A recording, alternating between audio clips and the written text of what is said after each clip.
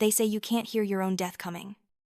But I heard mine whispered in a sterile hospital room at 3 in the morning. I wasn't supposed to be conscious when my sister Victoria stood over my motionless body at Cedars-Sinai Medical Center, discussing my murder like she was ordering coffee. The steady beep of the heart monitor and the sharp smell of disinfectant filled the room. But nothing could have prepared me for the ice-cold words that would shatter everything I thought I knew about family. The voice I heard first wasn't comfort or concern. It was my sister's calculated whisper to Dr. Harrison, a man I'd trusted with my life just hours before. "Just add a little potassium to the IV drip," Victoria murmured, her tone as casual as discussing weekend plans. "The monitors will show cardiac arrest. An unfortunate complication after surgery. No one will suspect anything." "Dr." Harrison's voice wavered with hesitation. "Victoria, the power of attorney documents are already in place. We don't need to take this step." My sister's response cut through the darkness like a blade. "Those papers control the assets. This ensures permanent silence." She overheard us discussing Dad's real will. "Don't be foolish now. Do it."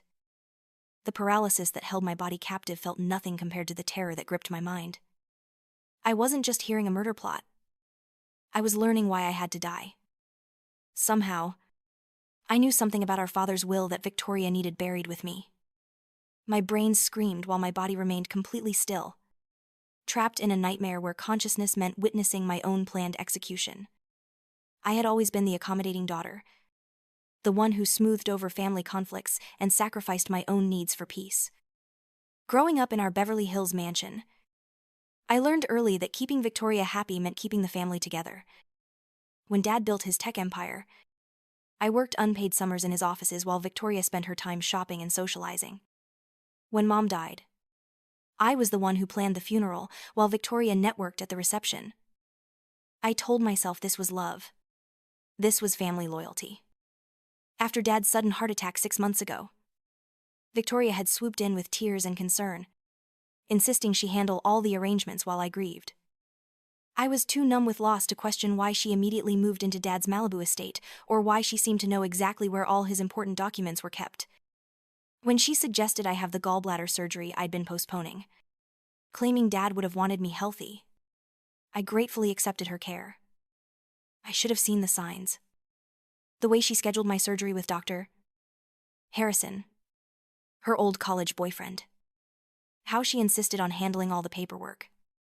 The strange power of attorney documents she brought to my apartment, claiming they were standard medical forms. My trusting signature on papers I barely read now seemed like signing my own death warrant.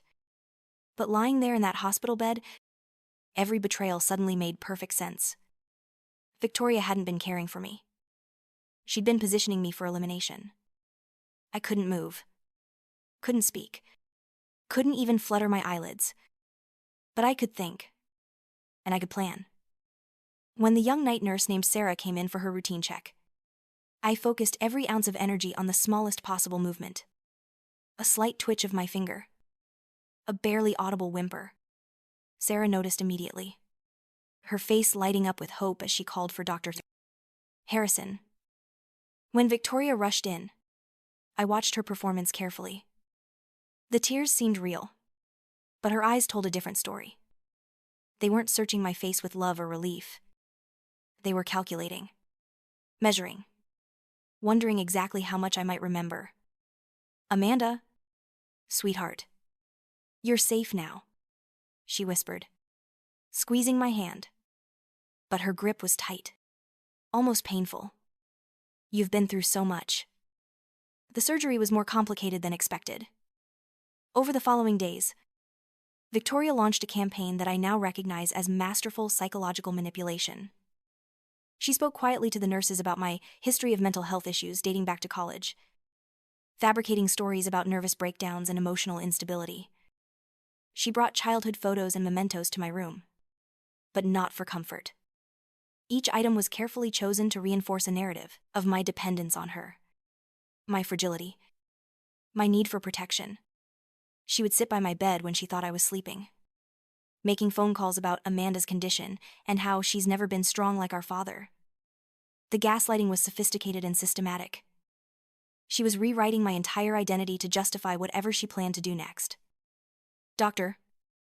Harrison became her willing accomplice. The pain medication he administered left me groggy and disoriented, making it difficult to think clearly or communicate effectively. When I tried to write notes, my handwriting came out shaky and illegible. When I attempted to speak, my words slurred together. They were making me appear exactly as mentally unstable as Victoria claimed I was. But my mind remained sharp enough to recognize the danger. I was running out of time. I couldn't rely on obvious methods like hidden recorders or dramatic revelations. Victoria was too smart for that. Instead, I began working with Sarah, the young nurse who had genuine compassion, using weak gestures and broken whispers. I convinced her I wanted to listen to music from my college days. She brought me an old iPod from the hospital's recreational supplies. What Sarah didn't know was that this device could record audio. Hidden beneath my blankets during Victoria's late-night visits, I captured her conversations with Dr.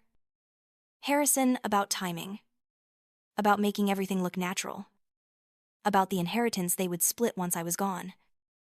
The hardest part was convincing Miguel, one of the hospital maintenance workers, to help me. Victoria had always treated the immigrant staff with barely concealed contempt, making condescending comments about their English and questioning their work. But Miguel saw through her facade. When I managed to whisper a plea for help, explaining I needed a prepaid phone to call my lawyer, he understood the desperation in my eyes. My call to Marcus Thorne, Dad's longtime attorney, lasted less than 2 minutes and took place in the hospital bathroom while Sarah helped me walk. Marcus. It's Amanda, I whispered urgently.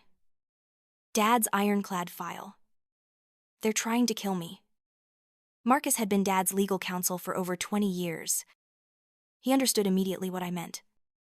The ironclad file contained Dad's real will, not the version Victoria had presented to the courts. Within hours, Marcus was working behind the scenes, quietly gathering evidence and preparing for what would become the most dramatic revelation of our family's history. 3 weeks later, Victoria was basking in her greatest triumph. The annual Cedar-Sinai Charity Gala was taking place at the Beverly Hills Hotel, and she was the evening's honored chairwoman. Standing on the ballroom stage in a glittering black gown, she spoke eloquently about family bonds and compassion, with a massive photo of us as children projected behind her. Family teaches us about unconditional love, she told the audience of Los Angeles elite. When my sister Amanda was fighting for her life in our very own hospital, I learned what it truly means to put another person's needs before your own. The irony was suffocating. Victoria was using my near-death experience as a platform for social advancement, collecting praise and donations while the audience assumed I was still recovering at home. What she didn't know was that I had been discharged 3 hours earlier, with Marcus's help and a carefully orchestrated plan. The ballroom fell silent as I entered through the main doors. I wasn't in a wheelchair or hospital gown. I wore a red power dress and matching heels. My hair professionally styled. My makeup flawless. I looked nothing like the fragile, mentally unstable woman Victoria had described to everyone. The audience parted as I walked toward the stage. Victoria's face went white as she saw me approaching. I climbed the stairs, took the microphone from her trembling hands, and faced the crowd. Thank you, Victoria, I said, my voice clear and strong. You've taught me so much about the importance of telling the truth. I nodded to Marcus, who was positioned at the sound booth. The audio system crackled to life, and suddenly the ballroom was filled with the sterile beeping of a heart monitor, followed by my sister's recorded voice, just add a little potassium to the IV drip. The monitors will show cardiac arrest. The silence that followed was deafening.